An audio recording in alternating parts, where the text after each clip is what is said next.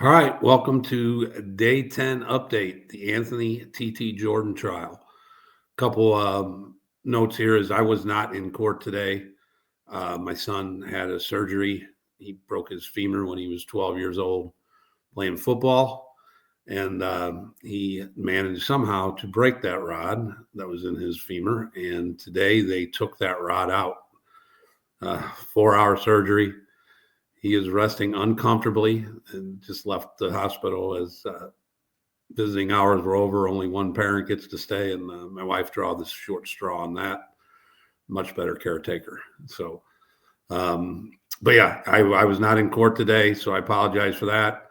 But my partner in crime reporting, Katie Cole, stepped up and she took a lot of nice notes and sent them to me so I could give the update. So I appreciate her for that. And I also want to let everybody know again that Katie is writing an article at the conclusion of this trial for the St. Louis Post-Dispatch, and I'm sure that'll be an interesting read. Be interesting how she puts all this together in one article. Might take up the entire paper.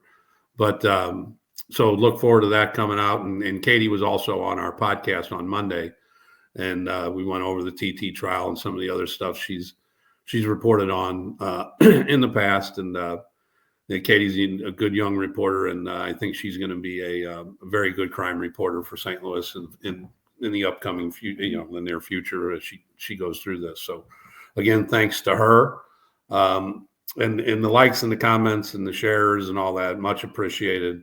Many of the comments are that we don't have a picture of TT, and I don't know what to say to that. I've tried to find one on public spaces, and there is none out there.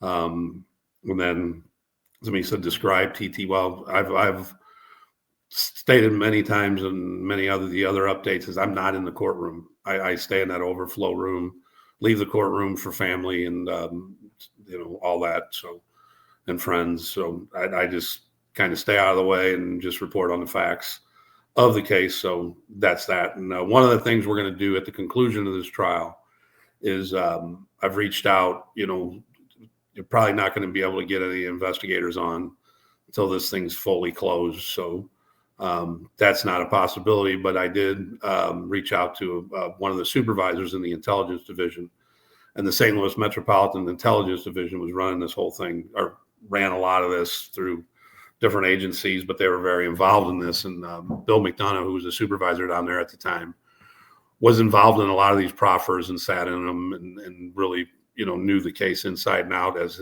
the investigators were working, and they would report back to him. So he's got some interesting offtakes of what's been the testimony is, because this case has 26, I think 26 defendants, and it goes back so long. But there's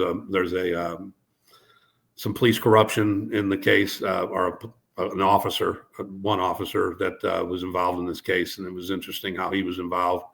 I think you guys will find that interesting, how they ended up catching Derek Terry down in Texas somewhere.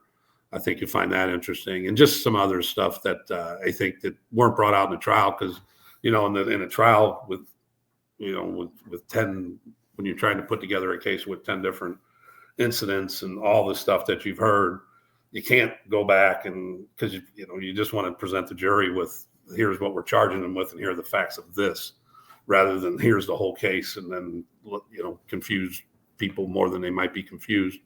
But as it's going on, it's kind of taking shape as far as what the prosecution is laying out and what the defense is, and there's a lot more of that today in the testimony that went down today.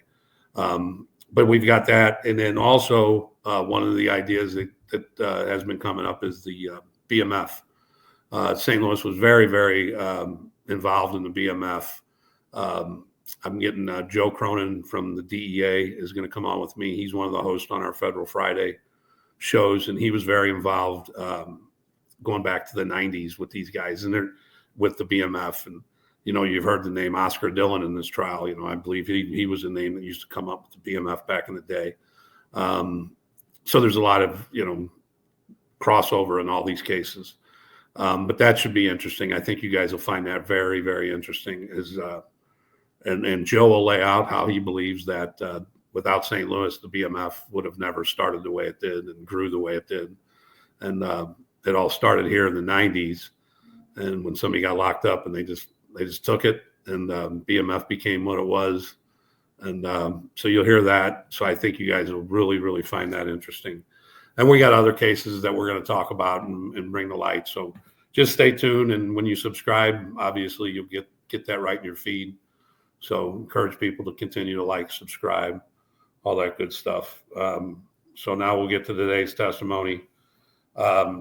First on the stand was the DNA technical leader for the St. Louis Police Department. Her name is Pamela Larkin. And she analyzed all them swabs we were talking about that we're getting. The one gal talked about how she swabbed all the gloves and just about everything from the search warrants to the cars, everything that was in the cars. So Pamela was the one that analyzed all this.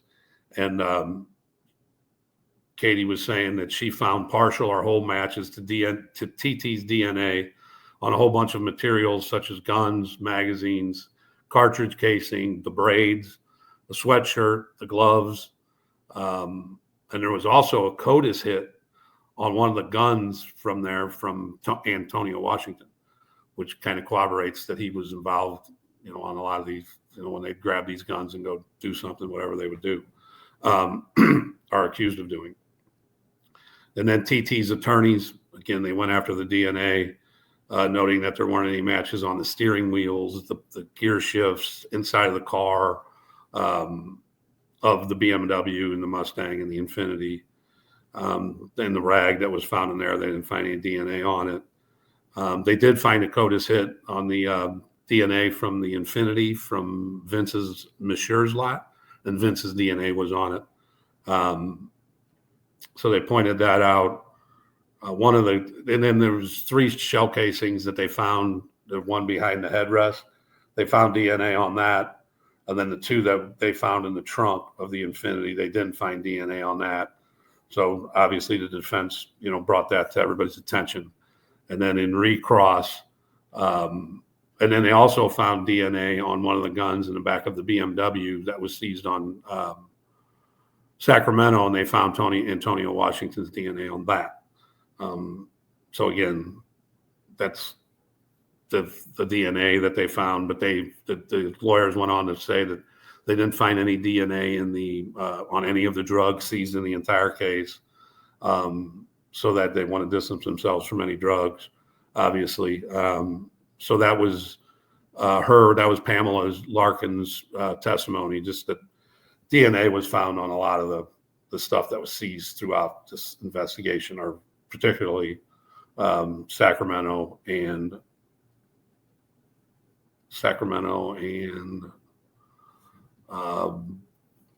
the other one. I apologize. I'm a little defrazzled with all that's going on today with the snow and the other stuff. So, and then Amy Corrigan, she's an FBI forensic analysis, and she extracted information from the phone that was found on the floorboard of the Pontiac at the time of TT's arrest out there on Brighton in St. Charles. So she testified that she got all this information out. And the next person to take the stand was Eric Lanham. He's further going to testify to what came out of that phone. And then the first thing they did was with Eric is go through some visiting logs of the penitentiary, the Bureau of Prisons, for Lil Greg. And within that, they showed that TT and Scooter went and visited him, which shows there's an alliance between the two, or between all of them, that has been testified to. They also introduced as evidence through Eric is all of the support the cure kind of signs that were on the cars, and child abuse. If you remember, Washington testified that they would often do stuff like that to distance themselves or try to avoid being pulled over by the police and such things as that, just a little deception to throw into what they were doing. And then they went into the fact that the Maaco people painted several of the cars. They painted the Infiniti, they painted the GTO, the Jeep, the Pontiac. They went through the receipts that showed that those cars were repainted at times. And then Lanham also he recapped all the text between Gloria and Dante Jones, which is the prisoner processing clerk, and Gloria Ward, which we've heard much testimony about. Those are what they are. I mean, I guess there's really no defending those because they are text. And then he's still on the stand. So just to let everybody know that the court started late today because one of the jurors was running late. Court didn't start till 11. There is no, and then they got people out of there, 4-ish, 5-ish, because the weather was moving in. So Lanham is still on the stand. There is no testimony tomorrow. Court has been canceled. It resumes Thursday at 9:30. So I'll be down there for that. So, get back down there. And that's it for today. Just continue to like, subscribe, and share. Love the support. Appreciate it.